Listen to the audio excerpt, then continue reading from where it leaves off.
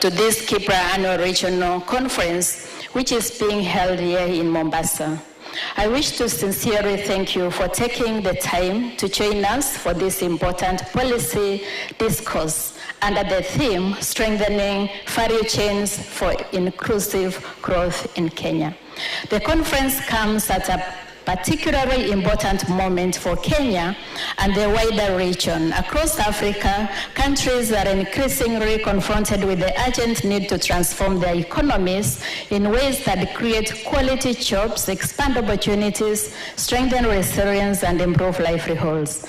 While many economies have recorded growth over the years, an important question remains: how do we ensure that growth translates into broad-based prosperity for citizens, enterprises, workers, and communities? For KIPPRA, this question sits at the heart of our mandate. It is the reason we invest in evidence generation, interrogate policy choices, and continuously engage stakeholders on what works and what does not work and what we must change. Value chains are central to this conversation.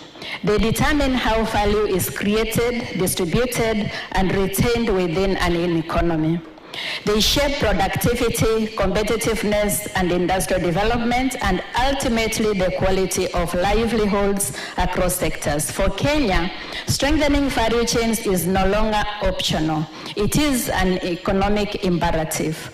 Our national development frameworks, including Kenya Vision 2030, the bottom-up economic transformation agenda, and the fourth medium-term plan, and the African Continental Free Trade Area, clearly point towards the need for deeper industrialization and value addition, export diversification, and productivity growth.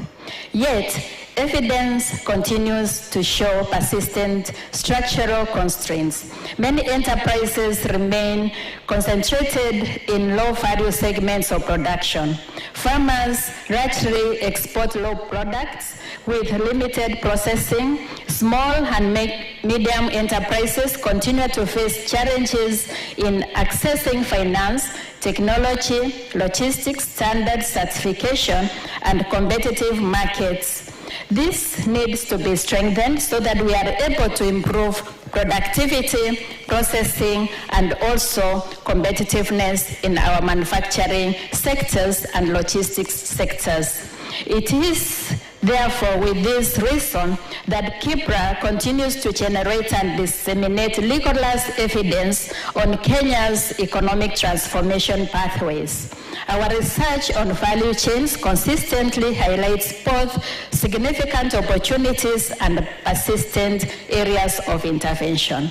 The evidence shows that firms integrate into higher value production systems and they tend to improve productivity when there is strong uptake of innovation, finance, markets, and strong networks in terms of logistics, supported with low cost, ensuring that our supply systems are integrated.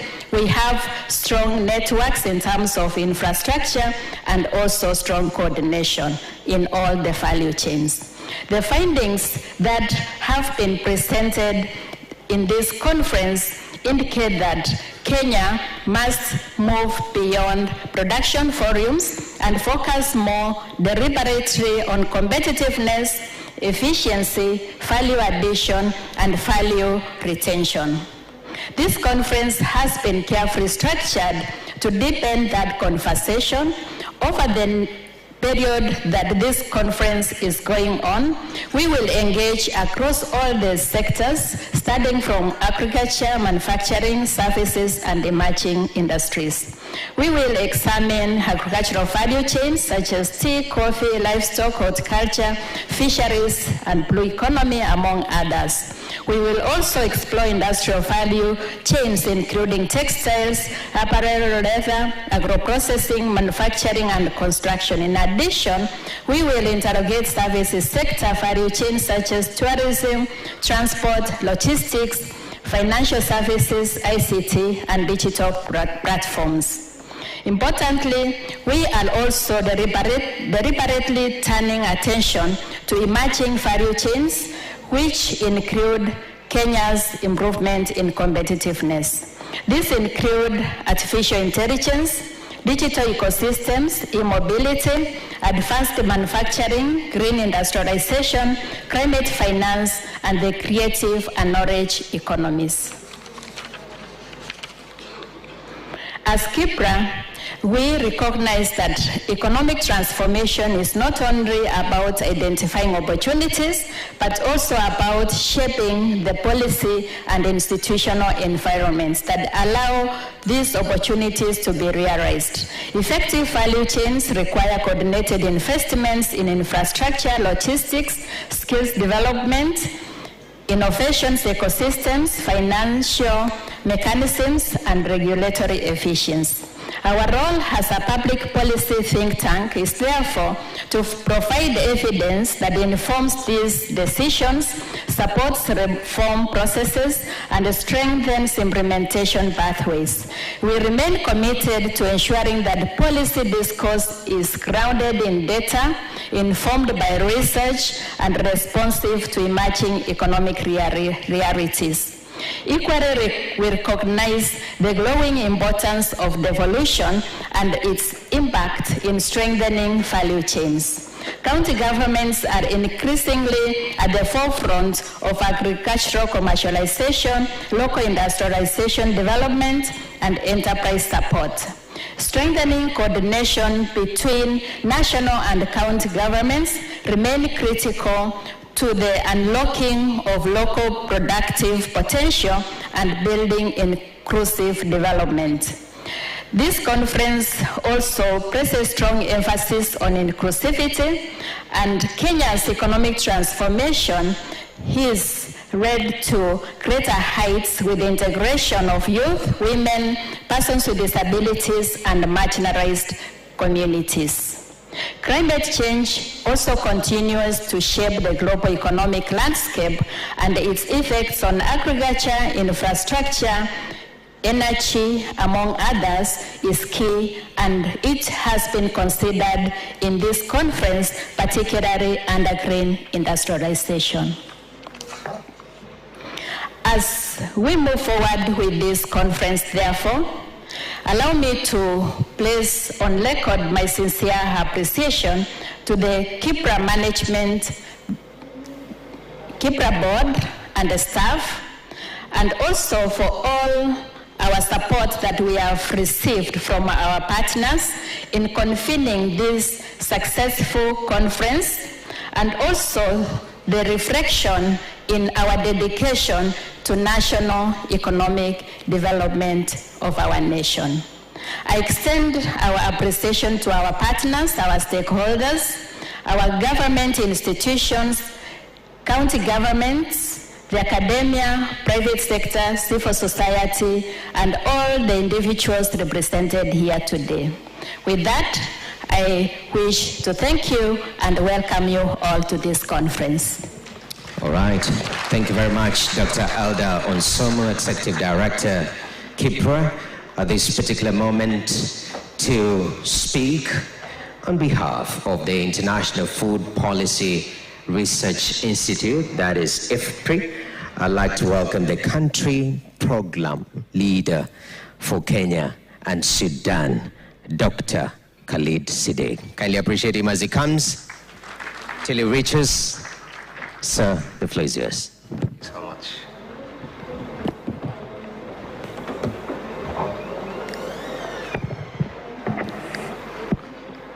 Good afternoon.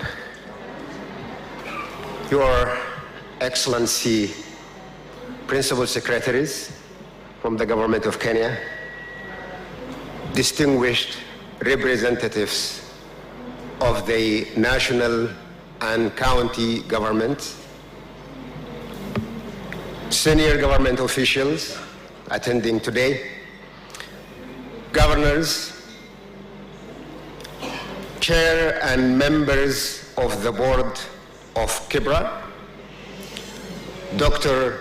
Elda Onsomo, the executive director of KIPPRA, development partners, private sector actors attending today, colleagues, Ladies and gentlemen, on behalf of the International Food Policy Research Institute, where I serve as a country program leader for Kenya and Sudan, and on behalf of the CIR Policy Innovations, where I serve as a co-lead of Kenya's Policy Innovations Hub, I'm excited and pleased to join this very successful convening, the KIPPRA Annual Regional Conference number 9.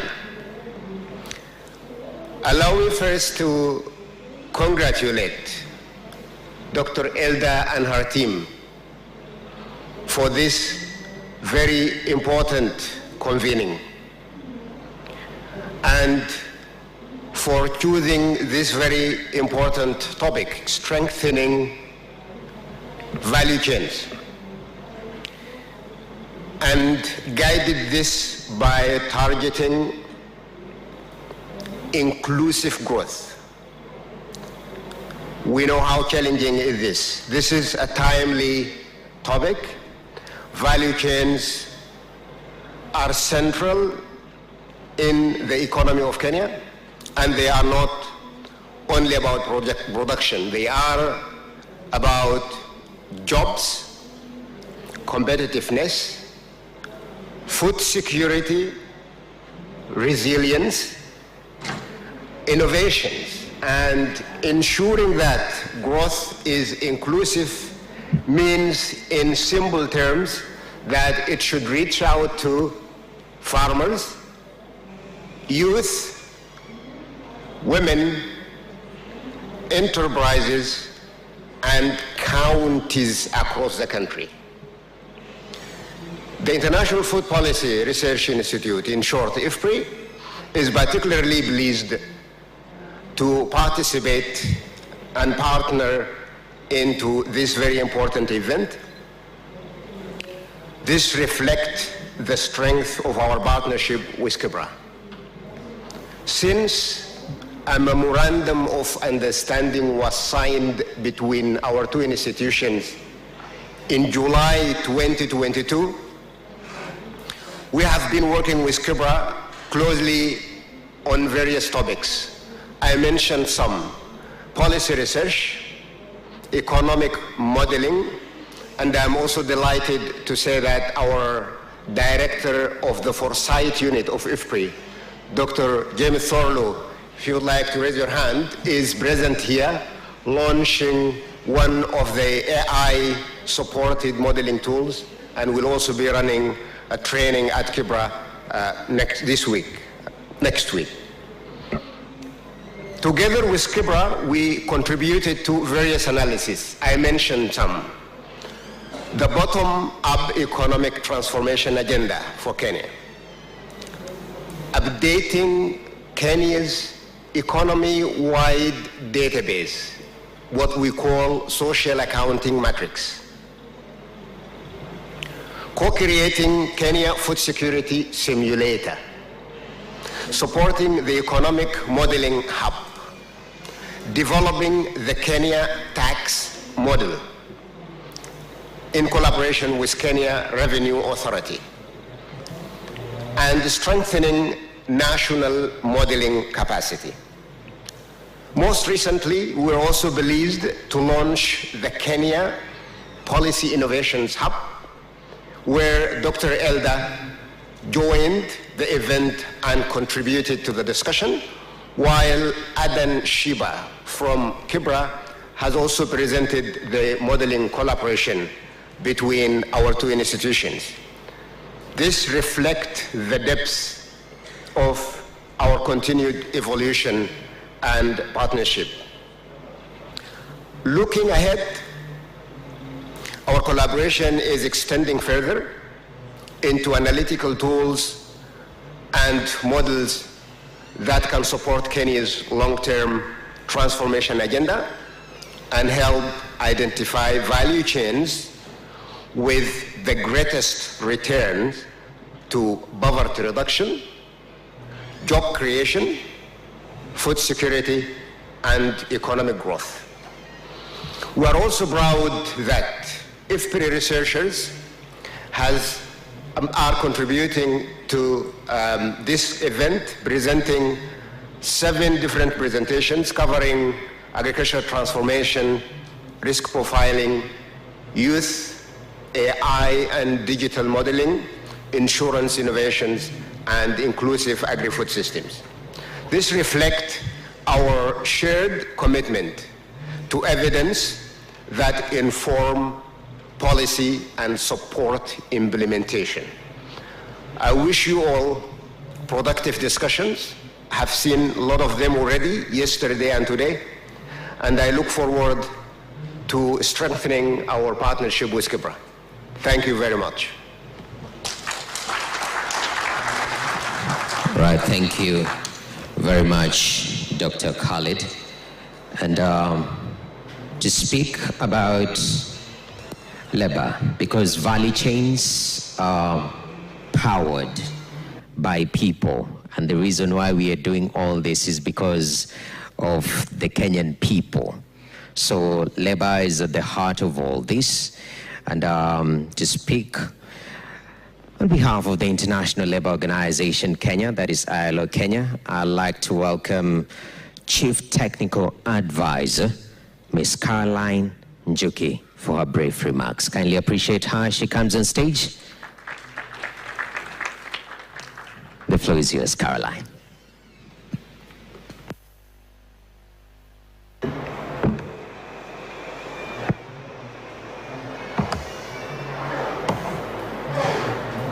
Excellencies, ladies and gentlemen, please allow me to ride on established protocols so that I can make the most of the MC's sanctioned 3 minutes. And I anchor my remarks on a key message, and that is putting people at the heart of Kenya's economic transformation. On behalf of the International Labour Organization, the UN Agency for the World of Work, I am honored to join you at this important convening. The ILO has been a committed partner for Kenya's development journey, and this conference sits at the heart of a shared mandate, and that is decent work for all. Ladies and gentlemen, allow me to begin with a question that should run through this conference, and that is, when we strengthen a value chain, who actually benefits? That's something that came up this morning as well. That question is the lens through which the ILO approaches value chain development. Because a value chain that grows in volume but leaves workers trapped in informality, poverty wages, unsafe working conditions is not a success story. It's a missed opportunity. And I was very pleased to hear the President's advisor speak to the same issues this morning. How is it that we can get a great part of the population out of informality and into more productive work? The challenge that we have is at scale, ladies and gentlemen. As we all know, every year, approximately 800,000 young Kenyans enter the labor market. Yet too many of them find themselves not in jobs, but in precarious, low-wage, informal work with no security, no protection, and limited pathway to a better life. More than 80% of employment in Kenya is informal, concentrated precisely in the value chains we are here to discuss: smallholder agriculture, micro and small manufacturing, fisheries, and horticulture. Women bear a disproportionate share of this burden. They constitute the majority of workers at the base of agricultural value chains. Again, something that was demonstrated by an earlier paper today. They pick tea, they sort the fish, they package the horticulture, yet are systematically excluded from the higher value segments: processing, trading, and decision making. You would agree, ladies and gentlemen, that this is not only unjust, but is also economically irrational. The challenge is not simply to grow value chains, but to transform them for all. I'd like to share some lessons from around the continent that could inspire us all. One is that industrial upgrading requires deliberate policy. A good example, Ethiopia moved from exporting raw hides to producing finished leather goods for European markets with sustained investment in skills, industrial infrastructure, and sectoral institutions. Kenya's leather sector has the same potential. The Kenya Leather Development Council that spoke to us yesterday, the manufacturing sector, and the Anti-Counterfeit Authority, among others, are the key actors. They need the right incentives, the right infrastructure, and a market-relevant skills pipeline. Two, digital technology can democratize value chains if designed inclusively. In West Africa, the ILO supported digital platforms and raised farm gate cocoa prices by up to 20% by cutting unnecessary intermediaries. In Kenya, the M-Pesa ecosystem and platforms like Apollo Agriculture show the infrastructure already exists. The question is whether smallholders, women farmers, and youth entrepreneurs are designed into these systems or left out. Third, social dialogue is a competitive advantage, not a cost. In South Africa's fruit export sector, the ILO facilitated dialogue between producers, farm workers, and international buyers, which gave better working conditions. It secured sustained market access. For European buyers and others, especially in the global north, they increasingly require evidence of decent work standards as a condition for trade. For Kenya's horticulture, tea, and coffee sectors, compliance with international labor standards should not be seen as a constraint, but competitiveness. It is the basis of this competitiveness. The ILO would like to leave this gathering with 4 specific asks. 1, embed decent work indicators into Kenya's value chain monitoring frameworks. GDP growth and export volume are necessary, but not sufficient. Track employment quality, wages, informality rates, gender wage gaps, occupational safety, and access to social protection. 2, invest in sectoral skills ecosystems, not one-off training programs. Link TVET institutions, universities, extension services, and farm organizations to value chain actors in a coherent national skills architecture. The ILO's SCORE program, which is focused on increasing productivity, has demonstrated in the past in Kenya that training enterprise managers in both production practices and people management simultaneously improves productivity and working conditions. 3, make gender equality a structural priority, not a parallel program. Mainstream women's economic empowerment into value chain governance, land rights, access to finance, leadership in cooperatives and commodity boards. The ILO's work with the Kenya Tea Development Authority has shown that when women hold decision-making roles, farm-level productivity and household nutrition both improve. 4, prioritize young people as agents of transformation, not a group to be managed. Kenya's youth are entrepreneurial, digitally literate, and hungry for opportunity.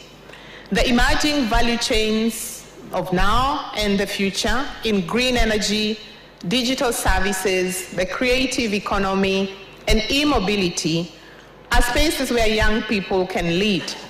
Policy, financing, and institutional frameworks must be designed with them, not merely for them. In closing, ladies and gentlemen, the ILO was founded more than 100 years ago on a simple but radical proposition that labor is not a commodity. Behind every value chain, every kilogram of tea, every bag of coffee landed at Mombasa's port, and my colleague Tali would also tell me, selling in our local coffee shops, every stitch of textile, every line of code, there's a human being with a family, with aspirations, and with rights. Kenya has the natural endowments, the demographic dividend, the regional position, and the institutional capacity to build value chains that are not only competitive, but genuinely transformative. The conversations that are continuing over the next 2 days now can shape the policies and partnerships that make that transformation real. The ILO stands ready to walk that road with you, bringing technical expertise, international experience, and an unwavering commitment to the principle that economic growth must translate into dignity, security, and opportunity for every Kenyan worker. Asanteni sana. Right, thank you very much, Ms. Caroline Juki, Chief Technical Advisor at ILO Kenya. Our next speaker, Kenya representative, United Nations Children's Fund, that is UNICEF. I'd like to welcome on stage Dr. Shaheen Naalafa to give her remarks. 2 minutes, then up next, another 2 minutes. Dr. Shaheen, the floor is yours. Thank you very much. Shikamwo, Hamjambo. Please allow me to ride on the existing protocol without wasting much time. We're talking about value chain powered by children. It's not automated, so it might go beyond time. So just ask your indulgence, please. Distinguished ladies and gentlemen, Chair KIPPRA, Principal Secretaries present here, board members of KIPPRA, our Executive Director KIPPRA, and all the representatives of the national and county governments, development partners, my colleagues, once again, Hamjambo. UNICEF is very proud and very honored to have joined KIPPRA in today's conversation on discussing strengthening value chain for inclusive growth in Kenya, in this beautiful coast of Mombasa, the very foundation of very many value chains.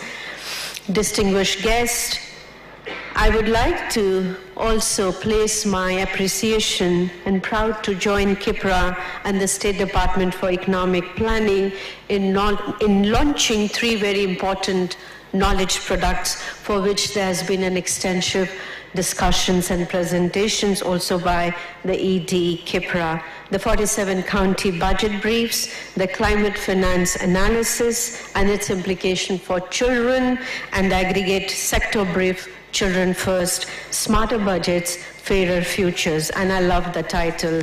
These are not simply records or reports, they are decision-making tools.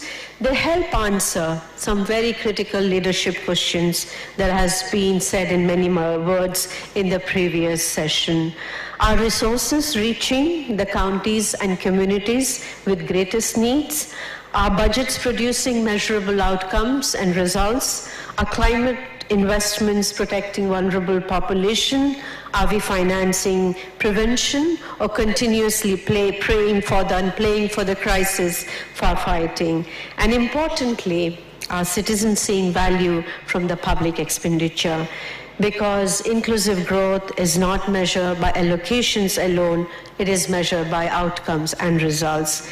There is an old Kikuyu saying, and I'm sure this expression resonates with every other clans in every other countries, Muti muingi duga tukaga, which means a tree with many branches does not break easily.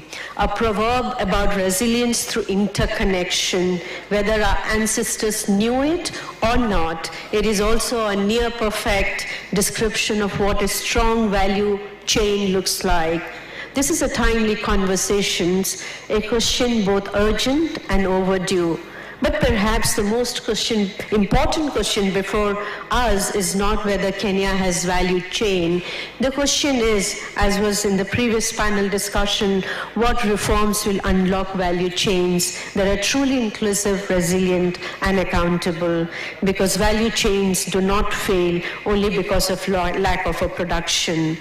If we are honest with ourselves, Kenya does not suffer from just a mere shortage of policies. We have a challenge, a gap between ambition, execution, and accountability. And therefore, ladies and gentlemen, why this conversation matters more than ever before.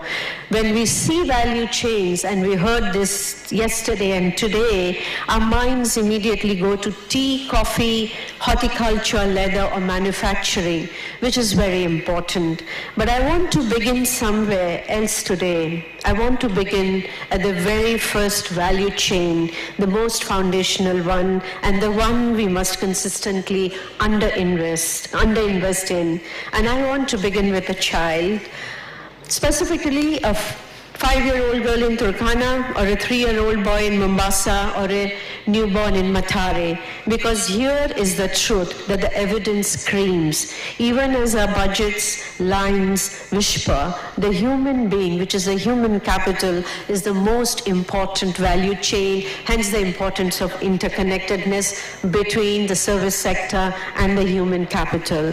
Like every value chain, it has a beginning. You disrupt it early, and no amount of downstream investment can fully recover the loss. Let us look at the data, because this is a policy conference and data must govern our decision. Children who escape stunting stay in school longer, earn between 5 and 50% higher incomes as adults, and are 33% more likely to escape poverty. And I would like to draw the attention of all adults in this room that we are talking about the very foundational investment, which is about children. Every single dollar invested to prevent stunting in early childhood can generate about $48 in return, because well-nourished children lead healthier lives, complete years of education, and more comfortable to the economy. 48-1, sink it in. And I want you to compare that return on investment to almost everything and anything else on the government's balance sheet. Ladies and gentlemen, allow me to offer 4 reflections for consideration as Kenya thinks about the next generation of reforms to unlock inclusive value chain. First, the conversation must be about what changed, who benefited, what inefficiencies were removed, and what returns did citizens receive from public investment. I'm sure the Principal Secretary, the State Department of Children's Services would like to further accentuate what has been said, as we are all busy doing the sector budget planning as we speak. So every shilling must demonstrate impact. Counties are now very central, and has always been very central actors in human capital development, food systems, and local economic transformation. The most important value chain is the one that invests in people, beginning with children. The value chain requires stronger county systems. They increasingly be determined at county level. No country and no country can build a competitive agricultural value chain on a workforce or industrialize sustainably that cannot read a market price, or when children are stunted, when learning outcomes are declining, when maternal mortality remains high. So the human capital deficit is not a social problem, sitting beside the economic problem. It is the economic problem. So the full competitiveness of Kenya will not only depend on roads, ports or markets, they're very important, but it will also depend on the quality of its human capital. Kenya has made important progress worth recognizing. Public investment in social sectors, as we saw, already accounts for 1/3 of government expenditure. Funding has declined significantly, and these gains demonstrate where progress or change is possible when policy, financing, and leadership align. Now, let me bring us to the world as it is today before I conclude, because the conferencing theme is about strengthening value chain, and inclusive growth does not exist in a vacuum. And the moment is one of the most disruptive moments in recent history. It is a very specific geopolitical movement. The old development paradigm where African countries pursued growth strategy sustainably and substantially unwritten by official development assistance. It is not merely under stress, it is structurally dismantling. The total ODA from OECD DAC members fell 23.1% in 2025, the largest annual contraction on record ever seen. This has never happened before. Let me also speak very plainly, the world that funded our health system, trained our teachers, ran our nutrition program, and built our research capacity is withdrawing, not gradually, not politely, but rapidly, without apology. The geopolitical winds have shifted. The West is turning inwards towards its own deficits, its own borders, its own anxieties. And Africa was never truly the priority, is now even less so. There is an African proverb, when two elephants fight, it is the grass that suffers. But there is a harder truth. Our movement demands when the elephants simply walk away, the grass must learn to water itself. And I'm very happy that the public finance management reform strategy of Kenya is riding on that direction. So the question before us is not whether the world has changed, it has. The question is, what do we do about it? And I want to argue that answer counterintuitively is not despair, it is clarity, because this movement, as brutal as it is, it has done Kenya a favor. It has stripped away